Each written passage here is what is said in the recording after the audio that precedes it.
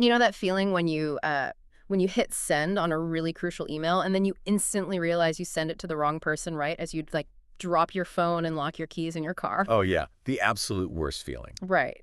Well, for you listening right now, if you've had those moments over the last 3 weeks, you haven't been losing your mind. You've just been navigating the notoriously chaotic astrological transit we all know and love, Mercury retrograde. The ultimate cosmic scapegoat. Exactly. But take a look at the calendar because today is Friday, March 20th, 2026. The skies are supposedly clearing. And our mission for this deep dive is to unpack a really fascinating guide that details exactly what you should do now to navigate the aftermath. Yeah, because the planetary traffic jam is technically over. Mm. But, well, as we're about to see from the sources, slamming on the gas pedal right now might actually be the worst thing you can do. Wait, really? Because I feel like everyone is just itching to move forward. I mean, I get that, but the source material is very explicit with its warning. So Mercury has just stationed direct in the sign of Pisces, which, brings this specific 3-week retrograde period to a close. But the text really emphasizes that planetary motion isn't a light switch. It's not just off and on. Exactly, it's a transition. Yeah. So we're now entering what astrologers call the post-shadow phase, and that lasts from today all the way until April 9th. Okay, I need to pause you right there because terms like station direct and post-shadow phase sound incredibly dramatic. They do sound like a sci-fi movie. Right. So for the listener who, just casually checks their horoscope app to see if it's a good day to ask for a raise, what do those terms actually mean mechanically? Well, think of it like a train. When Mercury is in retrograde from our perspective here on Earth, it looks like the planet is actually moving backward through the sky. Even though it isn't literally reversing. Right. It's an optical illusion. But to stop moving backwards and start moving forward again, that metaphorical train has to come to a complete halt. That pause, that sitting completely still before it switches gears, that's what it means to station direct. Okay, that makes total sense. And the post-shadow part. So the post-shadow phase is the period where the planet is moving forward again, but it's recrossing the exact same patch of sky that it just backed over. Oh, so it's like walking back over its own muddy footprints. That is a perfect way to put it, yeah. The guide describes this specific period until April 9th as a cosmic system reboot. Things are moving forward, but the gears are still, well, the text describes them as being a bit oily. A bit oily. I love that. And a system reboot makes so much sense. Like when your computer has a really hard crash and you finally get the power back on and the fan stops making that terrifying jet engine noise. Oh, the worst sound. Truly. And your desktop picture finally appears. But if you immediately start clicking on like 5 different applications, trying to open a browser, your email, and a massive spreadsheet all at once, the whole system just freezes up on you again. Right, because the applications are actually still loading in the background. Exactly. You have to give it a minute. And, the physical body offers another really good way to look at this. The post-shadow phase is like the day you get a cast off your broken arm. Oh, wow. Yeah, so the bone is technically healed, right? The retrograde is over. Yeah. But your muscles are completely stiff. You don't just immediately go out and pitch a 9-inning baseball game. No, you'd end up right back in the hospital. Exactly. You have to do physical therapy first. Yeah. And the underlying logic of this entire source text is built around that reality. The advice isn't about reckless, spontaneous action. It focuses really heavily on preparation, on double-checking your work, and moving with extreme intentionality before putting a heavy demand on the system. Okay, so let's look at how the source actually breaks down this transition because it groups the astrological signs by specific themes. And since this retrograde actually happened in the sign of Pisces, I think it makes sense to start with the signs experiencing the most immediate shift in, like, identity and action. So that's Pisces, Aries, and Scorpio. Right.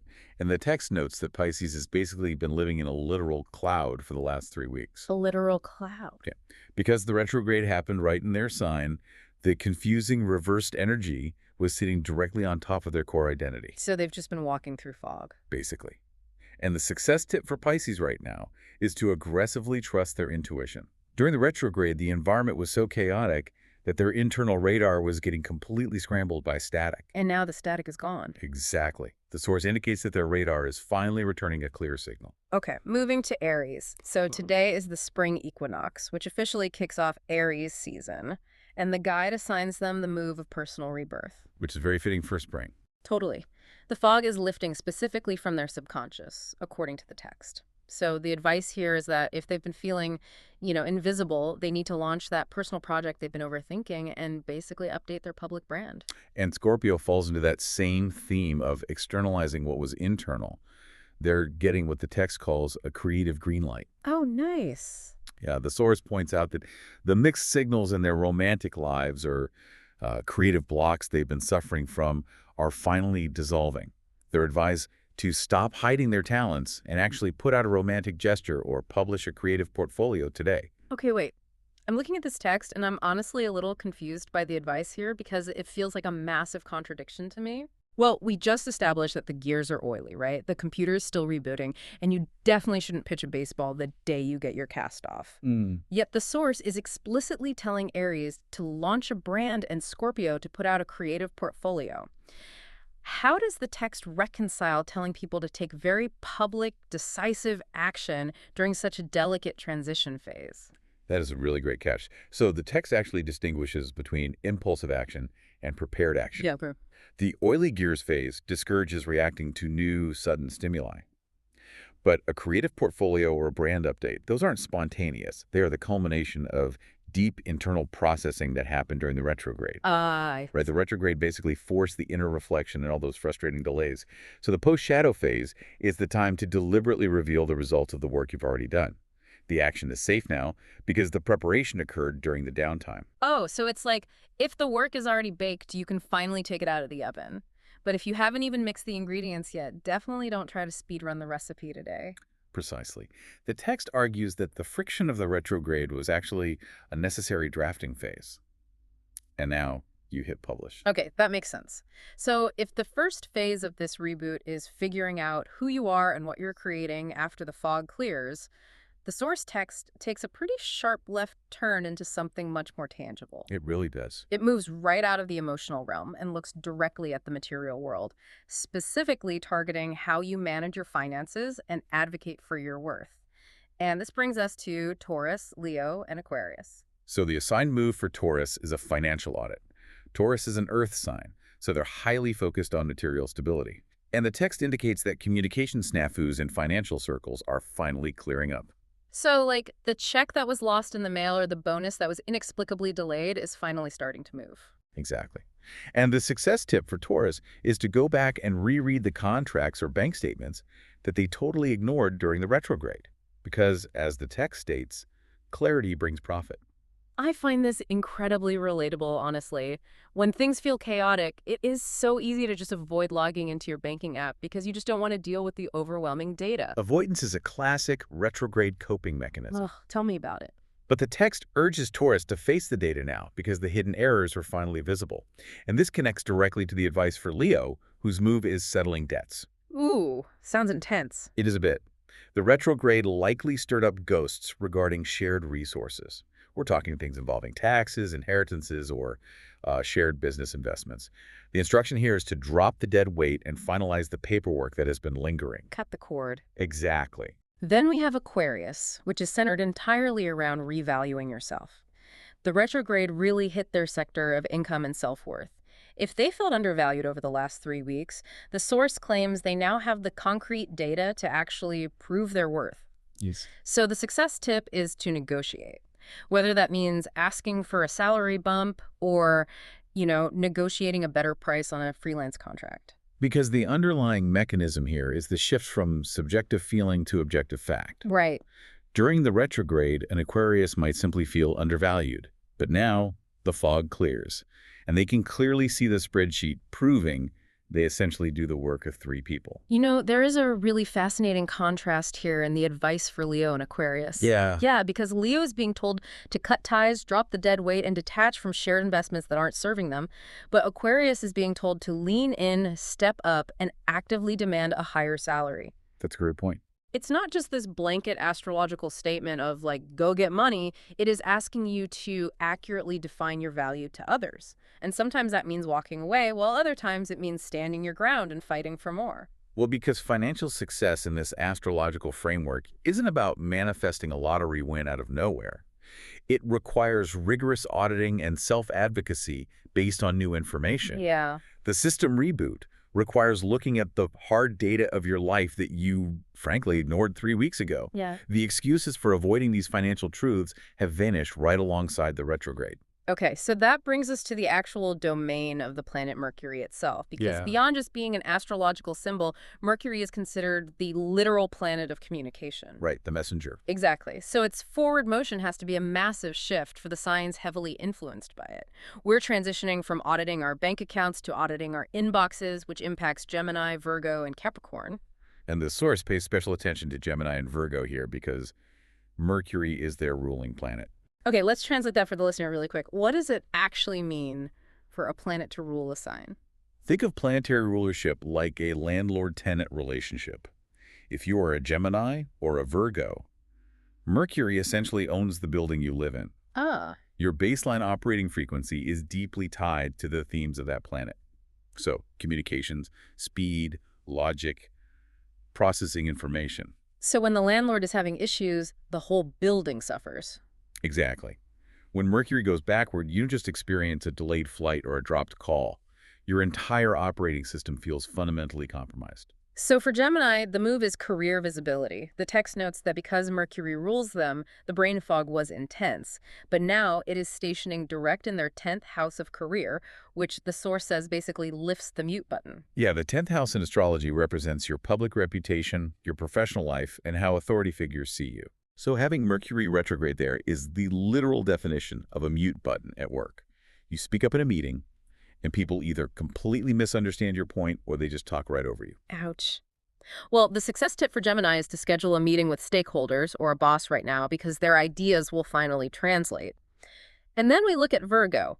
Mercury is also their landlord, but the text says the planet was retrograde in their opposite sign, which caused a lot of friction. The astrological axis is really important here. Virgo is a sign that thrives on order, spreadsheets, and clear categories. Very organized. Yes. Yeah. And their opposite sign is Pisces, which we established earlier is the realm of clouds, emotion, and intuition. Right. So Mercury malfunctioning in the cloudy realm of Pisces drives the spreadsheet-loving Virgo completely insane. It creates this whole he said, she said dynamic in relationships and client interactions. The success tip for Virgo is to stop guessing people's intentions and just have the clarifying conversation. The text basically says you don't need to read minds anymore, you just need to ask the question directly. And rounding out the communication group is Capricorn. Their assigned move is information flow. The text indicates that misunderstood emails and missed appointments have been their specific theme lately, but the energetic pathways of communication are finally clear. So the advice is to follow up on all those lost or ignored messages from the last 3 weeks. You know, this entire section feels exactly like taking your phone off airplane mode after a really long cross-country flight. Oh, that's a perfect analogy. Right. You've been disconnected, completely in the dark, and the second you toggle that little airplane icon off, you watch as a dozen delayed text messages, missed call notifications, and voicemails just successfully flood into your phone all at once. The network is finally reconnected. The source implies that the energetic network is functioning exactly like that cellular network. And the crucial takeaway for Gemini, Virgo, and Capricorn is that you can't just stare at the influx of notifications. You actually have to reply. Yes, you have to act on them. Have the conversation, send the follow-up email, pitch the idea to your boss. The network is supporting the transmission of your ideas now instead of actively resisting them. All right, so we have our personal identities cleared up, our financial value defined, and our communication network is back online. How do we physically structure our daily routines and our future plans with this newfound clarity? That brings us to the final 3 signs in the guide: Libra, Sagittarius, and Cancer. So Libra's move is system optimization. The source points out that their daily routine has felt like a really frustrating cycle of 2 steps forward, 1 step back. Very tiring. Extremely. But now their productivity levels are stabilizing. The success tip is to implement small, incremental health or work habits today. The text makes a very specific claim here that I find super interesting. It says that small, incremental changes made today will stick much better than those attempted 3 weeks ago. Oh. I really want to pull this out for you, the listener, regardless of whether you are a Libra or not. Because this feels like the ultimate post-retrograde life hack. If the last 3 weeks showed you exactly what parts of your daily routine are broken, today is the day you start applying the tiny fixes. It's basically the physics of habit formation applied to astrology. How so? Well, If you try to build a new habit on top of a chaotic, broken system during a retrograde, the habit collapses under the instability. Makes sense. But if you build it today, on a newly rebooted, stabilized system, it integrates smoothly into your life. Okay, moving to Sagittarius, the focus shifts to domestic peace. The text claims that home-related delays, things like, endless renovations, complicated moves, or just general family drama, should really start to resolve.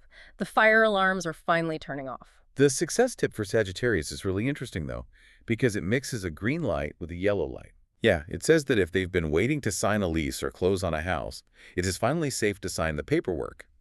But it adds a massive caveat.